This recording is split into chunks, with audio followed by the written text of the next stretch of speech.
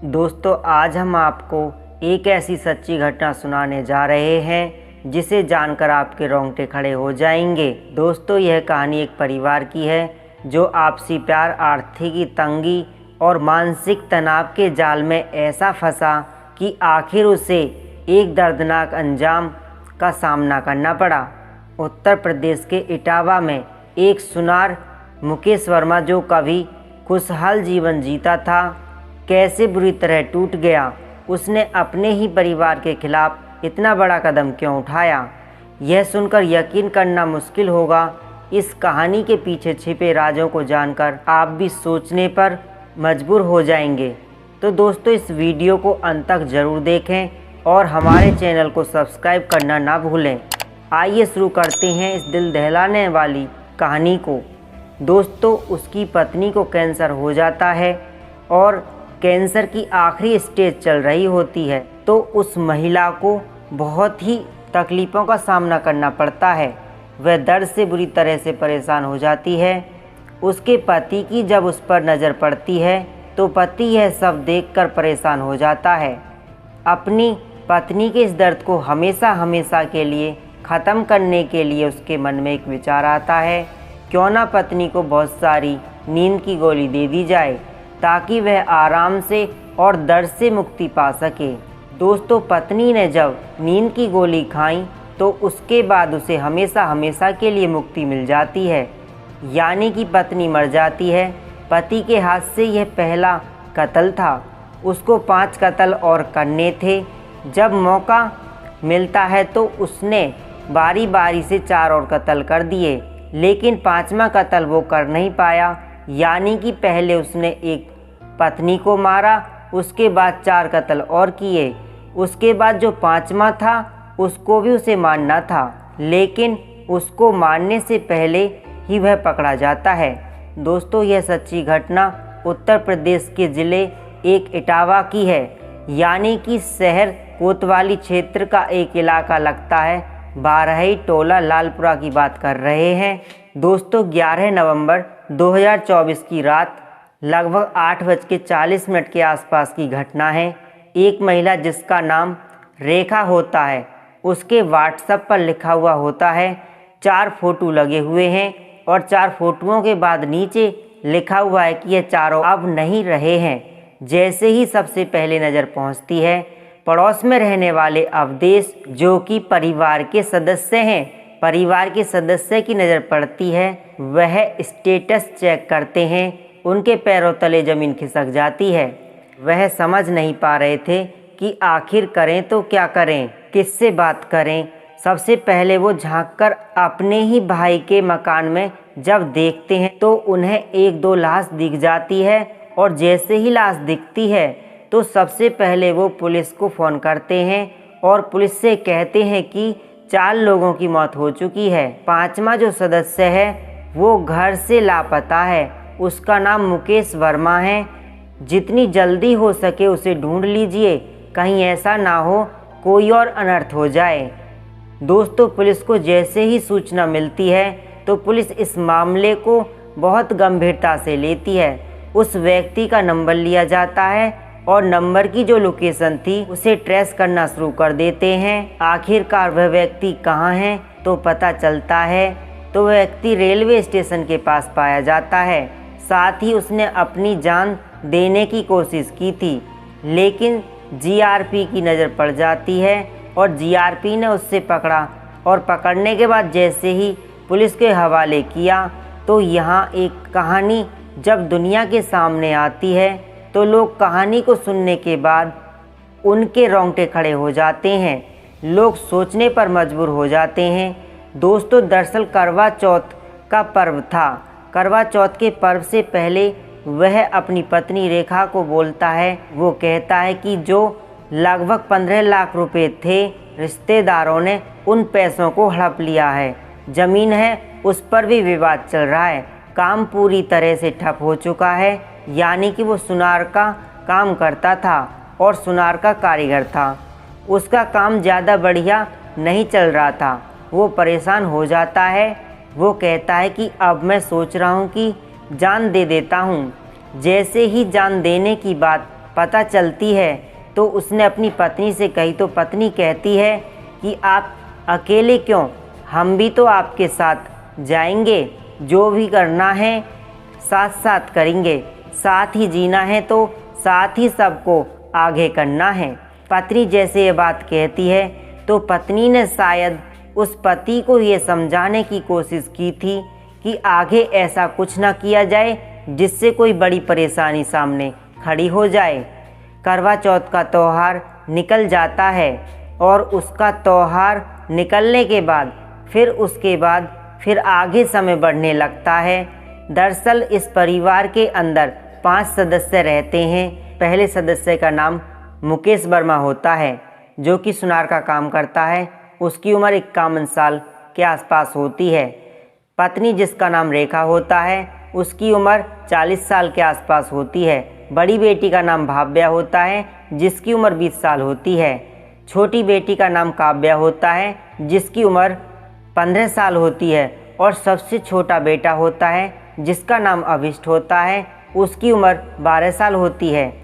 दोस्तों, परिवार इतने सारे सदस्य, ये 2024 में इस लड़की का DU में BCom में एडमिशन करा दिया जाता है और 10 नवंबर 2024 को इसे अपने स्कूल जाना होता है। दोस्तों, यानी कि जब इसको अपने DU कॉलेज में जाना होता है तो पापा से कहती है, पापा मुझे कॉलेज जाना है। तो पापा कहते हैं कि बेटा बहुत ज़रूरी कुछ काम है, आज रात रुक जाओ फिर चले जाना। इनकी 10 नवंबर 2024 को बेटी जब घर से निकलने वाली थी, रविवार का वो दिन था। अगले दिन यानी 11 नवंबर है और सोमवार का दिन होता है, तो ताकि अपना स्कूल ज्वाइन कर ले, लेकिन बेटी को रोक लिया जाता है। 10 तारीख की बात है। वो अपनी पत्नी से फिर से वही बात दोहराता है जो बात उसने करवा चौथ के एक दिन पहले दोहराई थी। उसने कहा कि अब क्या करें, अकेले जीना है, मतलब जान देनी है। मुझे तो पत्नी कहती है कि क्यों अकेले क्यों, हम सब साथ ही हैं, तुम्हारे साथ जाएंगे। जब पत्नी यह बात कहती है तो उसकी पूरी प्लानिंग हो जाती है। पत्नी और पति दोनों मिलकर आपस में प्लान करते हैं कि कैसे करना है, क्या करना है, पूरी प्लानिंग कर ली जाती है। उसके बाद फिर अगला दिन आता है दोस्तों, यानी कि 11 नवंबर सुबह के लगभग 5 बजे के आसपास की घटना थी। वहीं नींद की गोलियां देने का प्रोग्राम था। ये छोटे बड़े और बड़ी बेटी को, सबसे बड़ी बेटी को, इन सबको नींद की गोलियां दे दी जाती हैं। दोस्तों, साथ ही पत्नी को भी नींद की गोली दे दी जाती है। पत्नी अपने बच्चों को देखकर, जो उसकी बेटा बेटी होते हैं, उसे देखकर वो थोड़ा परेशान हो जाती है। उसके मुंह से झाग निकल रहे थे। इसके बाद पत्नी कहती है कि मुझ पर इन बच्चों की तरफ देखी नहीं जाती है, इसलिए आप पहले मुझे यह सब जो भी कुछ करना है पहले मुझे कर दीजिए। इसी बीच में जब अपनी बड़ी बेटी को नींद की गोली दे रहा था तो बेटी सोई हुई थी, उसे जगाया जाता है। जब नींद की गोली दी जाती है तो पूछती है, पापा ये सब क्या कर रहे हो, हमें कहीं बाहर जाना है, इसलिए ये गोली तुम खा लो। जब बेटी को नींद की गोली खा रही थी तो उसके बाद कहती है कि पापा बहुत तकलीफ़ हो रही है, बड़ा अजीब सा फील हो रहा है। वो कहते हैं कि बेटा थोड़ी देर की बात है, सब कुछ इतना शांत हो जाएगा कि जिसका तुम्हें शायद अंदाज़ा भी नहीं होगा। ठीक वैसे ही हो जाता है, एकदम पूरे घर में शांति सी हो जाती है। नींद की गोलियों को जब असर होने लगता है, बेटी के मुंह से भी जब झाग निकल रहे थे, पत्नी रेखा परेशान हो जाती है। कहती है कि बच्चों की यह हालत देखी नहीं जा रही है, इसलिए सबसे पहले वे चाहे तो उसे मार सकता है। जब पति मुकेश ने बात सुनी तो पति के पास एक रस्सी होती है। अपनी पत्नी का गला वो तब तक दबाता है जब तक पत्नी के प्राण नहीं निकल जाते हैं, मौत नहीं हो जाती है। उसके बाद वो फिर जो बेटी होती है छोटी वाली, उस पर छोटी के पास जाता है, उस बेटी का भी गला दबा देता है और उसके बाद उसकी भी हत्या कर देता है। फिर बेटे के पास जाता है, बेटे का भी गला दबा देता है, फिर उसकी भी हत्या कर देता है। इसके बाद वो ऊपर की मंजिल पर जाता है और जो बड़ी वाली बेटी होती है उसके पास पहुंच जाता है, उसकी भी वैसे ही हत्या कर देता है जिस तरह से उसने अपनी पत्नी और बेटे की थी, यानी कि चारों लोगों की तो वो हत्या कर चुका था। इन हत्याओं को करने के बाद वो बाथरूम में चला जाता है और लगभग 3 घंटे तक बाथरूम में रहता है। बेसुध हालात में अब करे तो क्या करे, सोच रहा था कि अब अगला जो कदम है, क्योंकि उसने अब घर के अंदर 4 सदस्य हैं, चारों को उसके मौत के घाट उतार दिया था। अब 5वां सदस्य जो है एक बचा है, उसको भी उसे मारना था। उसने उस सदस्य ने अपने आप को बाथरूम के अंदर बंद कर लेता है, 3 घंटे रहता है और उसके बाद फिर बाथरूम से निकल जाता है। अपनी पत्नी के हाथ में जो अंगूठियां होती हैं दोस्तों, उन अंगूठियों को वो सुनार के पास लेकर जाता है। लगभग 15 से 17 हज़ार रुपये में वो अंगूठियां बिक जाती हैं। उसके बाद उसका जो थोड़ा बहुत किसी का उधार होता है, उस उधार को भी चुकता कर देता है और यहाँ से वापस वो आता है और उसका आने के बाद फिर अपने घर का ताला लगाता है। जब शाम होती है, शाम होने के बाद लगभग 8:40 के आसपास की घटना थी। उसने अपनी पत्नी के स्टेटस पे लिखा कि अब ये चारों नहीं रहे हैं। उन चारों को फ़ोटो लगाए जाते हैं। उसके बाद वो अचानक से गायब हो जाता है। तो साथ में वो अपना मोबाइल भी लेके जाता है, लेकिन जब वो मोबाइल लेके निकला था यहाँ से, तो जब स्टेटस उसने डाला उसके ही भाई अवधेश के पास सूचना पहुँच जाती है, क्योंकि सबसे पहले वो स्टेटस चेक कर लेता है। इसके बाद वो झांक कर देखता है तो घर से पता चलता है कि फिर उसके बाद वो पुलिस को संपर्क करता है और पुलिस से कहता है कि जितनी जल्दी हो सके इस मामले को गंभीरता से लीजिए। दोस्तों, वंदे भारत ट्रेन थी, उसके ट्रेन के आगे वह अपनी जीवन लीला को समाप्त करने की कोशिश कर रहा था। जीआरपी की नज़र पड़ जाती है, उसे पकड़ते हैं और पकड़ने के बाद फिर उसकी कहानी जानने की कोशिश कर रहे थे। अखबारों, सोशल मीडिया और टेलीविज़न के माध्यम से जब लोगों के पास ये कहानी पहुंचती है, फिर उत्तर प्रदेश के इटावा में एक ही परिवार के 4 सदस्यों का कत्ल कर दिया जाता है। तो यह कहानी फिर एक यह भी निकल के आती है कि साल 2003 की बात है। इस मुकेश वर्मा की शादी झांसी की रहने वाली नीतू से होती है और नीतू के 1 साल बाद एक बेटी होती है। बेटी का नाम भाव्या रखा जाता है। उसके कुछ दिन बाद पता चलता है कि जो नीतू है उसको कैंसर की बीमारी हो गई है और जैसे जैसे वक्त आखिर की तरफ बढ़ रहा था तो नीतू की तकलीफ़ लगातार बढ़ती जा रही थी। वो नीतू की इस तकलीफ़ को देखकर बड़ा परेशान रहता था, इसलिए अपने ही पत्नी को बहुत ज़्यादा मात्रा में नींद की गोलियां दे देता है और उसे हमेशा हमेशा के लिए मौत की नींद सुला देता है। इसके बाद उसकी शादी होती है साल 2006 में रेखा नाम की एक महिला से। उसके 2 बच्चे होते हैं, एक का नाम काव्या रखा जाता है, दूसरे का नाम अविष्ट रखा जाता है।